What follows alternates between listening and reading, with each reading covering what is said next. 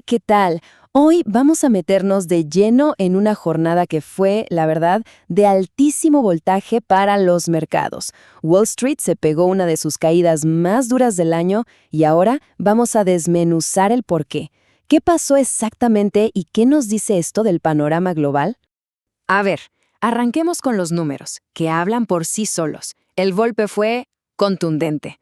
Fíjense, los tres grandes de Estados Unidos, el Dow Jones, el S&P 500 y el Nasdaq, todos, pero todos, para abajo y con fuerza. Ojo, que no hablamos de un resbalón, ¿eh? Esto fue una caída en toda regla, que claro, hizo sonar todas las alarmas. Y para que nos demos una idea de la magnitud de esto, no fue solo un mal día y ya, no. Tanto el Dow Jones como el S&P 500 cayeron a sus niveles más bajos en más de un año, desde noviembre de 2023. Esto significa que se borró de un plumazo una buena parte de las ganancias y nos dice que la preocupación de los inversores es seria, es profunda. Entonces, ¿qué fue lo que gatilló todo esto?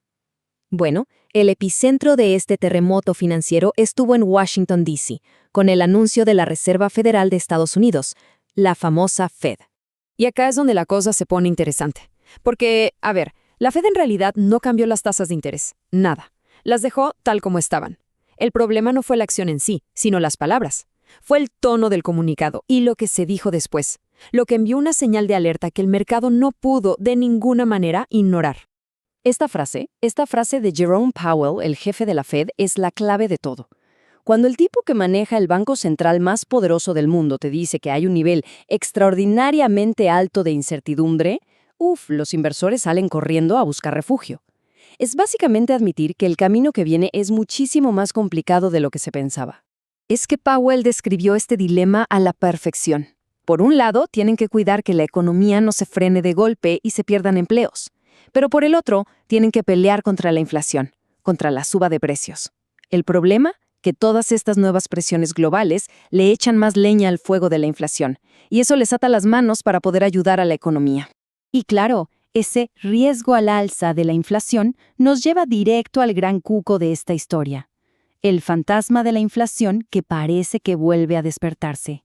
Es la pregunta del millón, ¿no? ¿De dónde sale esta nueva ola de pánico? O sea, ¿qué es lo que está pasando que alimenta este miedo a que los precios se vuelvan a descontrolar? Son básicamente tres frentes abiertos. Primero, la energía.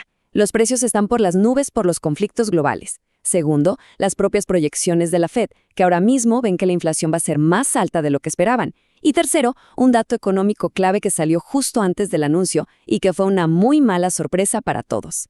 Vamos a meternos con el primer punto, porque es el ejemplo perfecto de cómo un lío geopolítico al otro lado del mundo nos termina afectando el bolsillo. La escalada de tensiones en Medio Oriente le está tirando nafta al fuego de la inflación.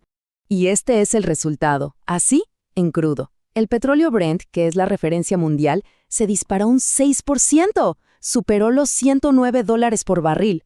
Y esto no es solo un número en una pantalla, ¿eh? Esto se traduce en que la nafta, el transporte y un montón de productos que usamos todos los días podrían empezar a subir. Lo que vemos acá es lo rápido y aterrador que fue todo. Arrancó con un ataque a una refinería importantísima en Irán. La respuesta de Teherán fue inmediata. Dijeron que a partir de ahora, los activos energéticos de la zona eran objetivos legítimos. Y al poco tiempo, ¡pum!, ataques con misiles en Qatar. Esta seguidilla, en apenas unas horas, puso a temblar el suministro global de energía. Y lógicamente, todo esto nos lleva a la gran pregunta interna. ¿Cuánto de este incendio global se va a terminar sintiendo en los precios de casa, para la gente y para las empresas? Y justo cuando los mercados estaban digiriendo todo el lío geopolítico, llega este dato de la economía de Estados Unidos. El índice de precios al productor, que básicamente mide la inflación para las empresas, subió más del doble de lo que se esperaba. Fue como la confirmación de que las presiones de precios ya venían calentándose por dentro, incluso antes del shock del petróleo. Bueno, con todo este caos centrado en Estados Unidos, es clave levantar la cabeza y ver qué pasó en el resto del mundo.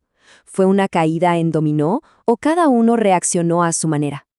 Y la verdad es que el panorama fue súper variado. Mientras Estados Unidos se desplomaba y Europa lo seguía con bajas más leves, en Asia fue otra historia, sobre todo en Japón, con el Nikkei saltando casi un 3%. Y en nuestra región, fíjense qué interesante. El IPSA de Chile se mantuvo prácticamente sin cambios, lo que demuestra una resiliencia bastante notable frente al pánico global.